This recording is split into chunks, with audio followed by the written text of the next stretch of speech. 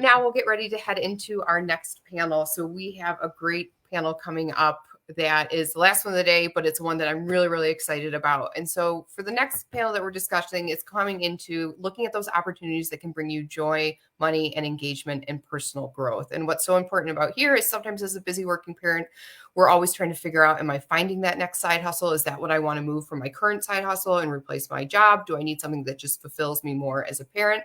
We're going to get into those topics and figure out kind of where to start and listen from ones that are experts in the business of doing that. So I'm so excited to bring up my fellow panelists on stage. With me, who's Jessica Turner, the founder of the Mom Creative, Sophia Renee, creator and lawyer, Sarah Steele, content creator, the corporate mama, and Dr. Omonye Phillips, who's VP and CEO at Rite and My Dream Big Club. Ladies, thank you so much for joining me. I'm looking forward to you guys coming up on stage. And what we'll do is we'll go around the horn and let everyone kind of tell more about themselves in their own words. So Jessica, I'm going to start with you. Go ahead and give us a little bit more about yourself and your journey. Hey there, I'm Jessica Turner. I'm founder of the lifestyle blog, The Mom Creative. I'm kind of an OG mommy blogger starting in 2006. I also worked full-time in corporate America until last May. So I know a lot about having a side hustle and a kind of a full-time corporate job. I have 3 children. My husband and I divorced 2 years ago. So I'm navigating some newness there as well. And I've also written a couple books for busy women, The Fringe Hours, Making Time for You, and Stretched Too Thin, How Working Moms Can Lose the Guilt, Work Smarter, and Thrive. I'm really glad to be here. That's awesome. Excited to dive into your background more. You've got so many great experiences. And Sophia, go ahead and tell us a little bit more about yourself. Oh, Sophia, I think you might be on mute. Always the joys of technology. Yep. Thank you so much for having me here today. I'm excited to talk about this topic. My name is Sophia Ward. I go by Sophia Renee on all my social media channels. I am a full-time trial attorney based out in Miami. I currently live in Atlanta with my husband and my 2 young boys, ages 2 and 5. And I started my brand, Sophia Renee, in 2021. It started off as something I just did for fun, and it turned into a full business. So I'm excited to talk to you guys about that today. Oh, that's awesome. I'd love to hear it. And Sarah, go ahead and tell us a little bit more about your journey and what brought you here. Hi, I'm Sarah. I am a content creator on all platforms as the Corporate Mama. I started the Corporate Mama as a blog, actually, about 5 years ago when my first son was born. I now have 2 small boys. I have been working in corporate America and various aspects of marketing for a little over 10 years now, and I really wanted to create a platform for myself because I found when I had kids that I didn't find other moms I was relating to that were passionate about their jobs, but just as passionate still about the fun and shopping and working out and different things, and talking about some of the hard stuff that people kind of sweep over when you're first pregnant. So it's turned into a pretty booming business for myself, helping other moms recognize how to overcome some of those challenges, and can't wait to speak with you all today. Oh, that's awesome. And last but not least, Dr. Omonye Phillips, if you'd share more about your journey. Thank you, Kristen. Hi, everyone. My name is Omonye Phillips. I go by Omonista on Instagram, and I am a mother of 3 beautiful children. I have married to an amazing man who makes my life easier. I will share more later. I'm also a leader in pharmacy. So like Kristen said, I'm actually the VP for Rite Pharmacy. For those of you that know Rite, I oversee operations for almost 200 stores in Southern California. So from Los Angeles all the way up to Fresno would be considered my market. I'm also the co-founder of My Dream Big Club, which is a company that I founded with my husband. Basically was built out of our passion for people and just to really help motivate more people to do more than their 9-to-5s, right? So we pretty much started a club where we would get together, young professionals will discuss the things that get us excited, and we'll push ourselves to do those things. So for example, we had someone who was a dentist in the group who was very passionate about interior decorating. We're able to motivate her to do that, and she does a phenomenal job now. So we're just really all about helping people to kind of continue to just be more than what that 9-to-5 is for those people that work, and just to realize more of their potential in life in general. And I'm excited for this panel. Thank you. Oh, it's awesome. You guys bring so much great wealth of experience that I'm so pleased that everyone's going to be able to learn a little bit more from not only your corporate side, but also you've done on other sides as well. So let's get right into it. I think one of the things that we sometimes see is that social media can make it seem like everyone's doing, these multi-billion dollar endeavors, this, that, or the other. And that sometimes it can feel hard then to start these projects because it feels like it's too big of a gap to jump into. So level setting a little bit, that social media can sometimes seem, not what we're seeing. Can we chat a minute about level setting expectations that you've seen on this topic in your own experience as you've kind of moved into this space? Sarah, I'll start with you. Sure. So when I started in this space, I honestly didn't intend for it to initially be a business. I was using it as a creative outlet for myself to kind of stay sane and see if I could find other moms who would make me feel like I was part of something. But when I recognized that I could turn this into an opportunity to work with larger brands that have the scale and the reach and the ability to tell that message to other moms and other parents, I recognized it was a real business opportunity. And I think the thing that I did to set myself up well for success was to create micro goals. So instead of saying, in year one, I want this to be my ultimate net revenue, I want to be a $1 million brand, a hundreds of $1,000s brand. I said, each month I want to try to get X number of partnerships or have X number of conversations. That way I could start to build those into, okay, I've started to work through what partnerships look like in the business sense. Now I'm going to start to tie some financial goals to those. So in the first quarter, I want to be able to close, X dollars that certainly were much smaller scale at the beginning and have grown considerably since then. But I'm still able to make an amazing impact and meet with incredible people and leaders of all different kinds of companies as a small business, which can be incredible. And I think if you understand that your power doesn't have to be in the massive size of what you're producing financially, that could be a true unlocker to kind of prevent you from getting started. No, I think that's a great thought. And I'll kind of go with each panelist. We'll kind of get this one. So one, level setting expectations. And then two, as you kind of started out, what did you experience? What were your recommendations there? So Sophia, how about we'll go to you next. If you can tell us a little bit more about what you think about merging those two and then where you got started. Oh, I think you just got to hit mute. I know the joys of this is going to get us every time. It always does. Okay, doing it again. Okay, I'm going to get it right this time. My story is somewhat similar. I started in 2021 as an outlet from the pandemic. I was in the house all the time. I just moved from Miami to Atlanta. I didn't have any friends here. It didn't matter anyway because I wasn't going outside. But I used it as an outlet to just kind of just do something different that was completely different from my normal everyday work. And I actually didn't have any expectations to make a certain amount of money. I just did it for fun. And I think if you start off that way, the money will come.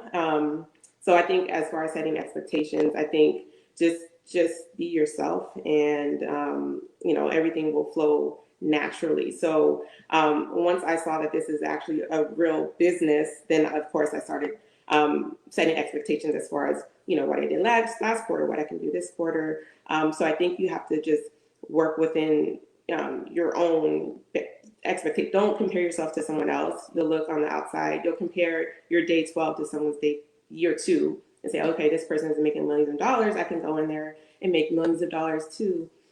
I wouldn't go in there with that expectation. I would go in there with understanding why you're doing this, and then eventually things will flow naturally.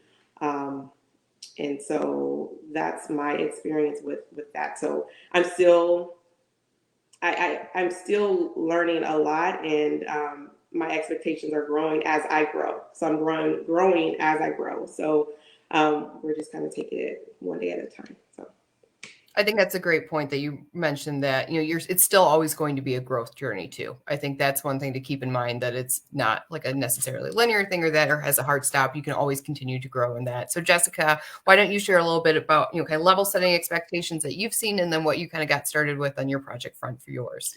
Sure. So, like I said, I started blogging in 2006 and I always had a full-time corporate job. And I think one thing that is maybe nice for somebody to hear is that you don't have to leave your day job for your side hustle. We see that success story a lot, but you don't have to do that just because other people are doing it, or you think it looks easy, or you think that's what you are supposed to do.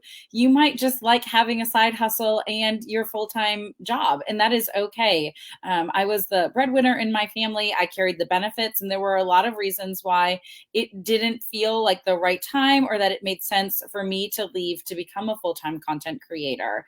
And so I did both for a really long time.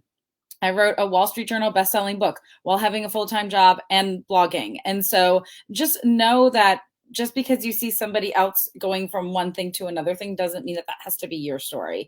I did, though, want to kind of jump into full-time entrepreneurship. I was kind of burned out by the corporate world. And after my marriage ended, I was like, you know what? I'm not going to let this dream die. And so I got the boat kind of as close to that proverbial shore as I could and made the leap. I was really thoughtful about what my finances looked like. I had a lot in savings. I knew that I was going to be just fine there. I had a lot of contracts lined up so that I felt really secure in that. And security is also going to look different for every single person and for every different type of business that you're in, depending on what your side hustle looks like. And so run those numbers and be really thoughtful about it because it is a really big decision if you decide to take that leap into being full-time on whatever that side hustle is. And sometimes, you know, a side hustle is just going to be a fun outlet for you. And that's okay too. There's nothing wrong with that, with just having something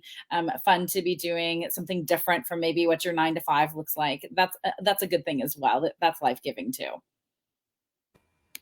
No, that's perfect. And Dr. Phipps, I see you nodding your head, so I know that you have some feedback on that one as well. So kind of, you know, open topic right now, finishing up the other questions that we had on, you know, kind of what expectations and how you got started, but then as well, you know, going right into it, how does someone know when they might make that leap, or do they stay or do they not? Jessica, you know, mentioned a couple things about running the numbers or that. What's your thoughts? Yeah, so I think definitely want to echo what everyone said. I think the summarizing quote for me would be comparison is the thief of all joy. I think I don't think I mean it's easy for me to say it, but it's also very hard to see things on social media and not quickly compare yourself to it, because that's what happens with all of us, right? But I think just like Sophia said, focusing on the purpose behind what you're doing, understanding that we all have seasons, right? Sometimes it may not be your turn to be the $1 million business, or, you know, there's a time for everything. But if you focus on your purpose and you're adding value to the lives of the people you're serving, be it if you're working on a service kind of side gig, or if you're working on a product kind of side gig, you know, things will definitely fall into place as long as you stay focused in your lane and stay consistent. And Sarah made a fantastic point when she said, even partnerships, because a lot of the ways, the fastest way to grow is really through partnerships, collaborations, relationships, things like that, right? And a lot of times we spend so much time comparing ourselves, you know, instead of focusing on those things so that you can just build and continue to grow organically. So that would definitely be my advice. Now, when you, Kristen, the other question you said was like, when do you know when to take that next step, like to do your side gig, or are you saying to leave your job and do a side gig? Which one are you saying? Both. Let's tackle it both ways. So first, Okay. let's start with, you know, if Okay. you have a side, I think for those that are just getting, we'll start it this way. Those that are just getting started, you know, what would you recommend for someone as they're trying to figure out, do I have the time, the bandwidth, or that? What does that look like? And then we'll also head to the other end that, hey, I might be working on my side hustle and I feel like I'm close to that leap. Do I make it? Do I stay? To, you know, Jessica's point, do I keep both? What do you see? What do you recommend? Right. So I think it differs for everyone, right? But I would definitely say if you have something that you know is going to add value to the life of people in general, I'm a big advocate of get started. Don't wait. I really believe that done is better than perfect. A lot of times we spend so much time trying to perfect what we're doing. We feel the imposter syndrome, like I'm not good enough, my product is not good enough, instead of just focusing on just putting it out there. So really, my advice is that if you really feel passionate about doing something and you have a gift for it, there are people in the world that are waiting to experience what you have to offer. So please just do it. The iPhone 10 years ago did not look like the iPhone of today. So your iPhone doesn't need to be amazing. You think it's not good enough, but it's good enough now. 10 years from now, it's going to be better, right? As long as you stay consistent and constantly working on that craft. So my advice is just start it, share it. I'm a big advocate for sharing, because I think the more you share, you hold yourself accountable to others that you shared it with too. It's like one of those situations where you've already put yourself out there, and now you're gonna have people around you that are gonna be like, what's going on with that? What's going on with that? And it's a good way to just push yourself to do it. So I really believe, just start, share it, and then just do it, right? And then with regards to the question where you say, when do you know it's time to leave, like your 9 to 5, for example, and focus on the side gig? I think that differs for everyone. Right now, I'm a mother of 3 kids, and I live in Los Angeles, California. Before I leave my 9 to 5 job, my side gig better be giving me more than what my 9 to 5 job is giving me, because I'm just not in the position to say I'm just going to leave. I can bet on myself, right? And I'm going to put in all the work, but I have to be realistic, because I have bills to pay. I have children to take care of. We need insurance. There's so many things that puts us in a different place. Now, if this was me when I was 21, single, nothing to worry about, no responsibilities, if you actually believe that you have what it takes, because I think, I'm a real firm believer of, like, if you know you can do it, just do it, right? And if you really know you can take that risk, I would say go ahead and take the risk. I really think when you think of high risk, high reward, right? You're in a position, if you don't have responsibilities, you don't have parents to take care of, you don't have kids, you don't have, you're just really single and free. I think it's a great opportunity for you to bet on yourself completely, especially when you know you have what it takes, because you have the capacity and the bandwidth to really push yourself and to just do what you need to do. So I really think it just differs for every single person. But I'm a firm believer that, if you're really going to grow anything big or even scale anything big, I think we all need to really hone in on the partnerships, hone in on the collaboration, and just do it. Just do it. Don't get deflated by, your product or your service not being. Don't compare it to the Apples of the world or the Facebooks. Those are, we can't do that. We have to be realistic with ourselves. And I'm also going to just end with saying, surround yourself with people that are going to push you, to people that are going to be there for you, because there are going to be times where you're going to feel like, what am I doing? What is the point? There's no benefit. There's no gain. I'm running at a loss. There are going to be times like that. But if you surround yourself with people that believe in you, believe in what you're providing, they'll just remind you again that, look, the purpose is so important. It's more important than the profit right now.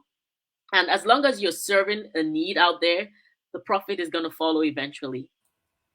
Great thoughts. I think you covered a lot there. And so Sarah, Sophia, and Jessica, on that one, I'll stick with we started out, when do you think kind of making that move? Where are you in that journey, and what would you recommend on that one?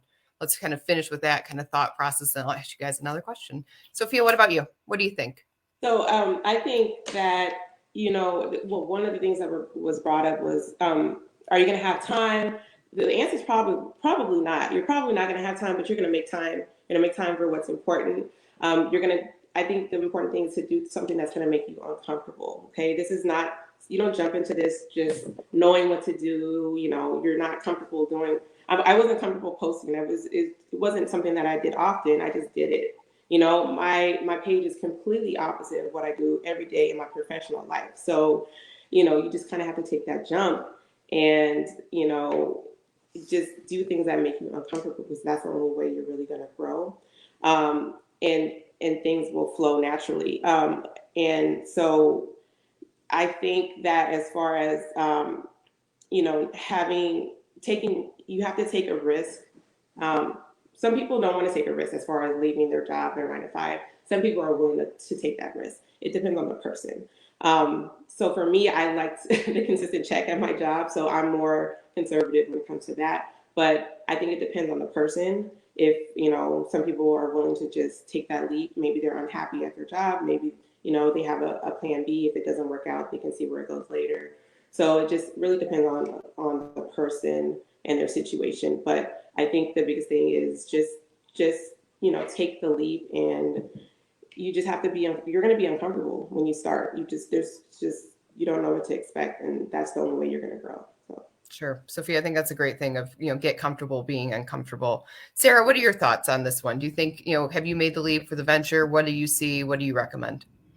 Sure, I have not. So similar to what Jessica shared earlier, I still work a 9 to 5, sometimes more like 7 to 8, just depending on the day, corporate job. I have 2 kids, and the time I spend on my passion project is just the buckets and the small pieces of time I can find throughout the day, whether that's giving myself 15, 20 minutes. If it's doing something at night after my kids go to bed, that's when I'm focused on that.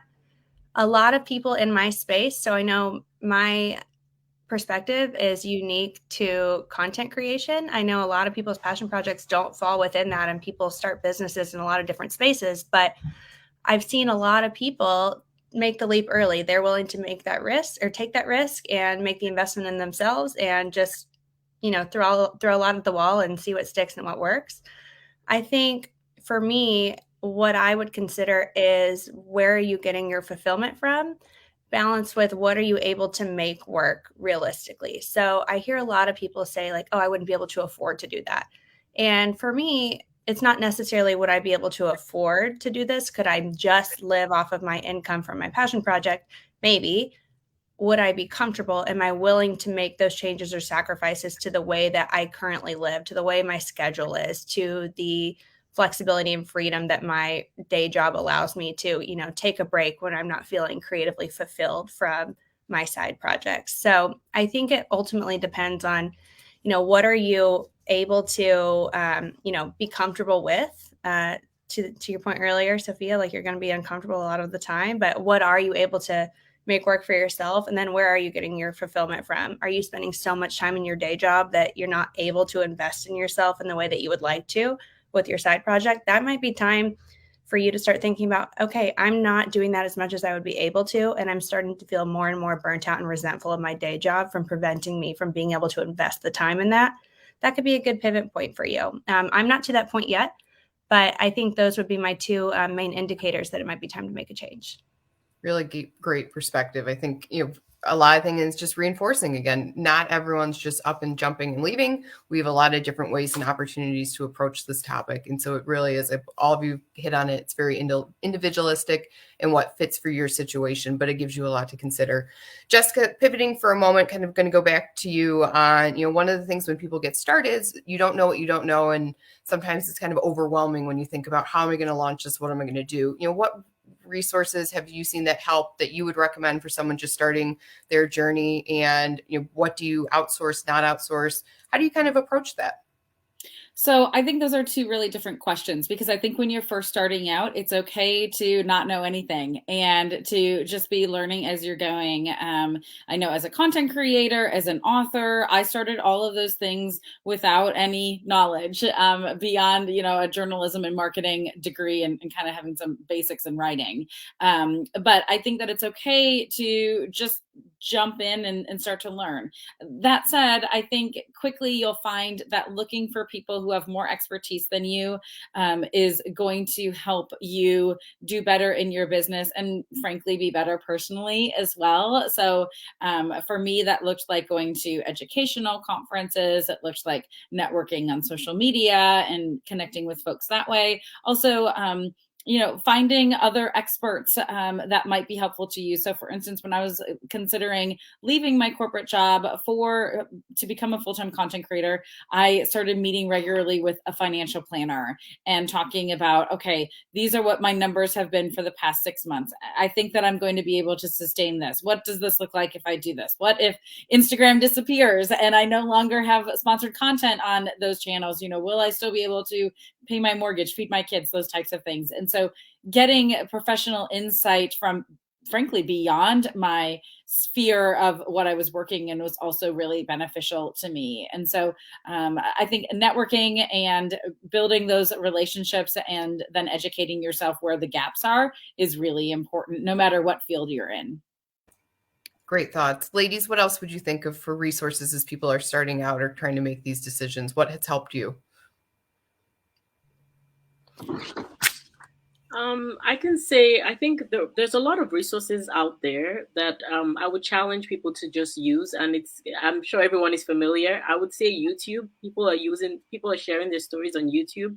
You can relate to the product or the service you're trying to offer for your side gig, whatever it may be. Google obviously is a good resource. SBA.gov, the Small Business Administration.gov, that's another really good one. And I think really big is just contacting people that have done it before that you know. A lot of times we don't leverage our actual our network, right? Just reaching out. There's another mom that's doing a side gig. There's another mom that's, there's always someone that's doing what you are wanting to do or something similar, right? And just reaching out, not being shy, not feeling like, you're bothering someone. There's a saying, I'm a big fan of sayings. It says closed mouths don't get fed, right? It's like you're not asking, you're not getting, So I think I love to learn from other people's examples. I don't really like to, I don't like making too many mistakes. I think it's a gift and a curse at the same time. So I just like to ask a lot of questions. And, I just ask until the person feels like I'm bothering them. And then I leave them and move on to the next person.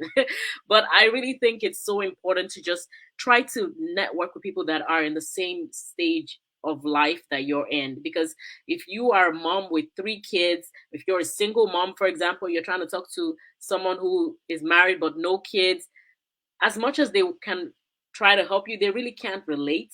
They don't know your struggles really. They're going to say, I understand, but they don't really understand because they don't have 3 kids. And until you have 2, 3 kids, or one, until you have a child, I don't think you can really fully understand what amount of work and energy it takes, right? So I think just finding people that are in the same space that you are in, and then also looking online. There's a lot of resources out there, free resources for courses. Just taking them, enlightening yourself as much as possible, I would say are some good things to do. No, I think that's a great thought. Sarah, how about you? And then Sophia will ask your thought on resources. Sure. So I agree. Leverage the people and community that you have around you. But specifically, I try to evaluate, what am I good at? What do I enjoy doing? And what do I absolutely hate that is a time suck for me? I'm really good at big picture thinking, being able to, codify different kinds of ideas and come up with big themes of what I want to be doing. I am really not a strong fan of accounting or bookkeeping or anything to do with that sense. And I had limited understanding of, how LLCs or different partnerships worked. So I decided to invest ahead of my growth in hiring a CPA and having someone really help me understand how to actually do the nuts and bolts of starting a business. Yes, I've been doing all of this work, but how do I make it legitimate? I decided to pay someone that's an expert in that field to help me because I knew it wasn't a strong suit of mine. I also recently hired my first assistant because I know that I don't like to get in the weeds on a lot of things, and I can get behind or I can miss small details. And now being able to leverage someone to help me keep up with those so that I can spend more time on the bigger picture things has been a big opportunity for me to just find more time throughout my day. So if you are able to invest ahead of your growth or decide to make an intentional, savings somewhere else to be able to pay for specific resources or experts in a field that you don't have a strong working knowledge of, I would really highly recommend that. And you can find those people in your community. You can find them from national resources. It takes a little bit of digging, but it's been a great help to me. No, that's great. I think you hit a couple of really great options that people can consider, and you recognize where you were in your journey to include and seek out those resources that you needed. So I applaud you for having that, because sometimes it's hard to come face to face with that and be like, you know what, bookkeeping and that's just not for me. Not going to touch it. No way. Sophia, what are your thoughts kind of closing on this resource topic? I think it's very important to be a student when you enter into a new space. So you need to find a mentor or a coach or someone that can help you understand things a little bit quicker. It's going to take you a lot longer to get somewhere without one. I definitely have a few mentors. I pay for master classes every month, a couple of them. I'm always finding ways, looking at on YouTube, learning different editing, different I'm learning so much, and there's so much to learn. You think you've learned everything you need to, but there's always room for growth. So I would just say, just continue to learn and reach out to a mentor, find someone, and then find a network of other like-minded individuals that are in the same space as you, because you can feed off of each other. They'll give you insight to things that are going on that you wouldn't necessarily know unless you have this network. So it's so important to have a group of people that you can count on, a network, mentors. And then aside from that, just understanding business structures, LLCs, S corps, all of that is technical, knowing the tax implications with each, the pros and cons. It's so important to understand. So it's important to have a CPA. It's important to also start business bank account to keep things separate. You want to make sure that this is not legal advice, but you want to make sure that you're having a legitimate business. Obviously, you want to, if you're starting a business, it needs to be legitimate. It's not just, oh, I got a check. You need to make sure that you're accounting for how that's coming into your business and it's actually being separate. So it's important to understand that. And then also, if you're reviewing contracts, I think it's very important to consult with an attorney, maybe to understand certain terms in that contract, because a lot of times people read these contracts and they're not understanding certain clauses in those contracts, and they're signing those contracts. There have been so many contracts that I've come across my desk, and I'm just wowed by it, because I know that people don't understand these terms and they're signing away. So I think that's crucial to just have somebody look over it so that you're understanding what you're doing. No, I think that's a great point. Do you have, Sophia, any quick recommendations for people who are like, I don't even know where to start to find a lawyer? What would you recommend for someone for a contract that? I mean, there's different resources all over, but I mean, if anyone wants to reach out to me and it depends on the state, so it depends. Of course. Yep. So, I mean, I can make a recommendation based on the location. Yeah. And I think, again, to everyone's point, we all have great networks through that. So law to law, it's going to depend on which state you're in. So very good point. It depends on you for that thing. But look for, there's usually a lot of entrepreneurial groups in each state, or mom groups are that. We've talked about that before. Look and see what resources you have available and put it out there. I love, Dr. Phillips, you're one that, closed mouths don't get fed. So how would you know someone you write in your network could be able to provide some of the guidance that you have? One of the things that I heard all of you say is you guys are very, very busy. So busy, either with corporate jobs, side hustles, your family, all of that. And a lot of the times it can be overwhelming. People are afraid, how am I going to balance or integrate all of this into my life? So I'd love to go around the horn really quick and kind of say, how do you guys keep it together, or what you're doing to kind of balance some of the pitfalls that come where we try and do it all or that? What would you recommend? So I'll start, Dr. Phillips, with you. How do I balance it all? I don't know. It definitely is challenging. I think the biggest thing is I have a very supportive husband, so that really, really is big for me. It really, really just supports in everything, at home, at work, life in general, relationships. So that really helps a lot. I think with balance, especially for the moms on the call, it's very important to prioritize your health, especially your mental health, I would say, because I always tell people, even with my team at work, fill your cup first. Don't feel like you're being selfish. Fill your own cup first. It's like you're on a plane and something is about to happen. You have to put on your own oxygen mask on first.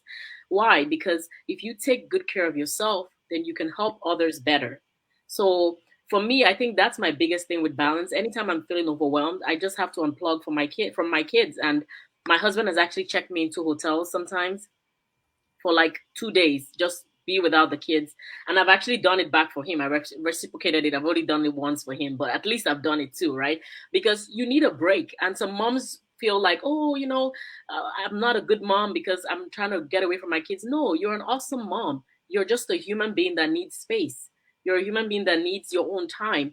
And just like Sarah said, I'm a big visionary too. I'm always thinking big picture. And a lot of times when I'm in my zone and the child runs and starts distracting me, that just throws off everything. And that really, really gets to me. Like, I just like, oh my God, like, why did this child just come here and do this, right? So I'm just a big advocate of taking care of yourself, especially your mental health. Do what you need to do. Join groups, have great conversations. Take time for yourself. Get that massage that you need. Get that day off that you need. Give your kids someone else to take care of. Allow people to take care of your kids. Have faith in them. You're not supposed to do this all by yourself. It really takes a village. So if you're really looking for balance, I would say just learn to delegate more, learn to trust others more, as best as you can. I mean, don't just trust any random Joe on the street, but you build a relationship with someone, have faith, until they prove you wrong, So I just think all that is so necessary to just make sure that you continue to fill your own cup and help others more, because you help yourself first. Love that. Great points. Jessica, what do you think? What's been working for you and what would you recommend in this space?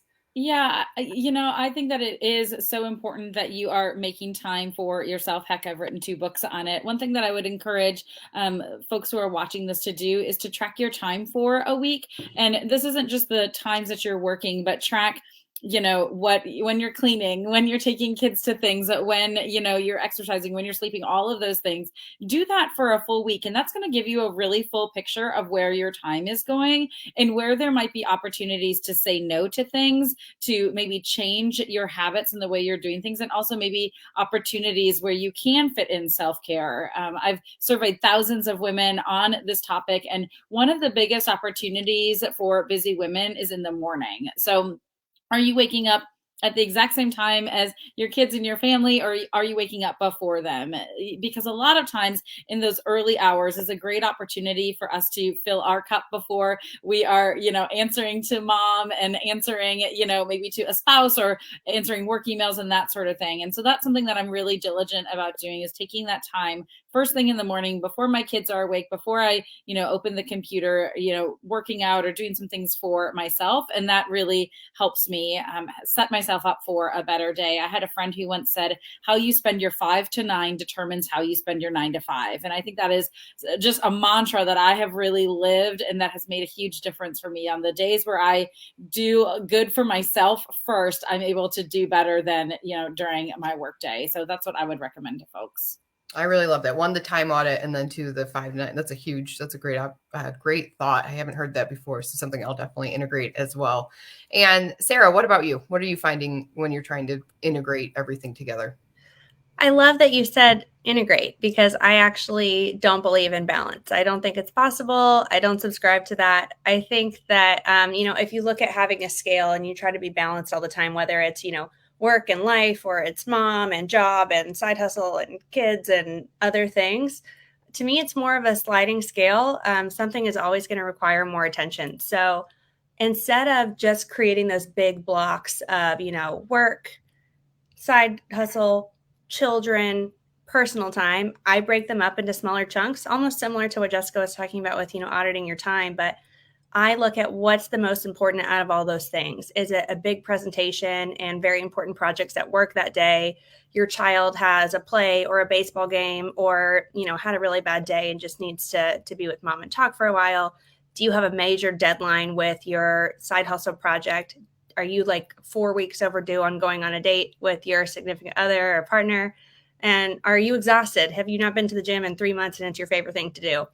I look at those things and just see what needs the most of my attention at that time, knowing that, while I might be borrowing from one of those others, it's going to shift back eventually. There are going to be times where I'm able to deprioritize and just kind of go on, auto at work when it's not a crazy busy season. There might be times when, it's the middle of the summer and my kids have a different activity every other day and I don't need to be at every single one.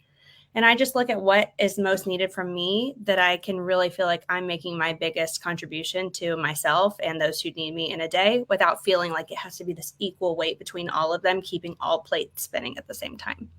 Great perspective. I love that. Sophia, what about you? How do you find the integration works for you? I think I'm somewhere between balancing and a sliding scale. I'm somewhere like a hybrid. I try to keep things separate as much as possible. So I have, work. I'm doing like 12-hour days as well. And, then I have the family, and I want to make sure I'm hanging out with them on the weekends and giving them enough time. And then obviously my creator stuff. So I try to keep things separate because there's just so much that goes into each one of those. And I just don't want to take away from my family. I feel like it's not something I'm willing to do. So I have my definite time for that. At this specific time, I stop working. This is the time for my family. They're hopefully in bed by a certain time, and then I can start this. So I have to keep things separate that way. But I do understand sometimes I'm gonna have to give more to certain things. Sometimes I might have to, go get off of work early so I can go to the soccer game, or there's not always that block schedule, but I try to keep it as consistent as I can so that I know what to expect. That works for me. Also delegating, laundry. Sometimes I send my laundry out. Sometimes we order Uber Eats more times than not. So I know I can't do everything. I have a lot on my plate, and I'm okay with acknowledging that fact and just doing what I need to do to make sure that things get done. Maybe I'm not necessarily doing it, but it's getting done. So just acknowledging that fact that you just can't do everything. Sometimes you're gonna have to delegate, and you might have to eventually hire an assistant to help you with certain things with your passion project. That's it's just the nature of it, but you just have to come to terms with the fact that you have to delegate. You can't just do everything, and sometimes things are not going to be perfect. I'm a perfectionist, so I had a very hard time if something's not getting done the way I wanted it to get done. I want to post a certain amount of times per week, and I didn't post a certain amount of times per week this week, and I'm having a hard time with that. It's like, it's okay. Sometimes everything's not going to be perfect every single time. It's okay. Give yourself a break. Have grace, so it'll be fine. But awesome. So one quick thing, we're closing on the end of this great panel. We could keep talking. There's so much great things here, but I want to just go around once more and allow you guys to kind of highlight again what you're doing, your projects, how people can follow you to make sure that, as people have questions or that they're following your work and, connecting that circle. So Sophia, I'll start with you really quick. Remind everyone a little bit of how best to connect with you and follow you with the work that you're doing. Yes, you can follow me on Instagram, Sophia Renee. It's here. I'm also on TikTok. It's the Sophia Renee. I post a lot of my stories about balancing. You'll see me working, but also fun. So it's work-life balance kind of. So I post a lot of family activities, fun, corporate, and then also just funny humor, because we all need a laugh, right, to get through the everyday. So that's what you'll find on my page. Absolutely. Sarah, how about you? I am on TikTok and Instagram at the corporate mama, MAMA, and you can find content about what it's like being a working mom of 2 small children and just trying to keep it together most days. I love it. Jessica, how about you? And include your books, please, as well. So people, as they're talking about our summer reading lists, they can add it. Sure. My books are The Fringe Hours, Making Time for You, and Stretched Too Thin, How Working Moms Can Lose the Guilt, Work Smarter, and Thrive. You can find me on Instagram at Jessica N. Turner, and my blog is themomcreative.com. Awesome. And last but certainly not least, Dr. Phillips. Thank you. So you can find me on Instagram at Omonista, OMONISTA, for content around my family, myself, my hobby, my work as well. You can also follow at My Dream Big Club on Instagram, My Dream Big Club. And that's the club where we just work together to dream big and do things that are outside, our 9 to 5. Lastly, I'm also working on something, and this is the first platform I'm actually going to share on. It's basically solving a problem for kids from newborns till like teenage years. That's as much as I'm going to divulge. But if you want to learn more about this project that I'm working on, please follow Wear Almost Silk. Wear, WEAR, Omo, OMOSILK. It's a brand new page. We're just getting started in the month of June. We're going to launch our product on June 17th. So be on the lookout. Thank you. That's awesome. Thanks so much for sharing that with us. And ladies, thank you all for joining. It's such a great one to connect everyone together, hear more about what you're doing. I hope it inspires all of our listeners. So I wish you nothing but the best on your work in that. And thanks for everything you're doing to help support, working parents and moms. So as we get to the end of our conference, I'm so excited to conclude today. It's been a powerhouse day of everything that's been going on. You know, when we put the summits together, we're really the whole entire Mother Honestly team. And shout out to Kindy, Tay, Michael, Lucci, Fumbi, and Dahlia, as well as Blessing and myself. You know, we really come together really hard to try and put everything together for you guys, plus all the speakers in that. And so there's a lot that goes behind the scenes. And what I love about every conference that we do, there's always something that, you know, we get a kid in the background, technical issues or that. And that's the real authentic self. And I think one of the things to take away from today is you're looking at your career and leveling up. You guys got great feedback from approaching your employer and advocating for yourself and asking for what you need within your career space, determining what you need to get to that next promotion, your side hustle, financial wellness, or that. All of these will be available to watch again, and we can't wait and hope that you continue to share the content that we're doing. Of course, as always, Mother Honestly, we have the Motherboard, which is a great resource for you guys to utilize, where you can book time with a lot of some of the individuals that you saw today, but from prior conferences or that allow you to go in and determine some of these next steps, have that sounding board. So I encourage you to check out the Motherboard if you haven't already done so. And again, feel free to always reach out to the Mother Honestly team and our community. We're here to support you guys in what you're doing. Looking ahead, we got a lot of great things coming up this summer, and you'll continue to see the content that we're always trying to promote, but we'll have more summits coming up in the fall. So I wish you nothing but health, wellness, and prosperity as you go forward over the next couple of weeks. Enjoy your summer. Hang in there. It's still, every time we do one of these, I hope it's going to get a little bit better in the world. Not yet. We're working on it, hopefully together. But, you know, I think one of the takeaways today, again, always be kind to yourself and to be kind to others.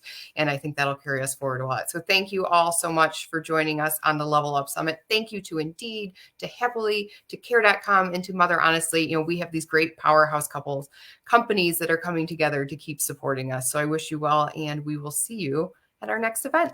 Cheers.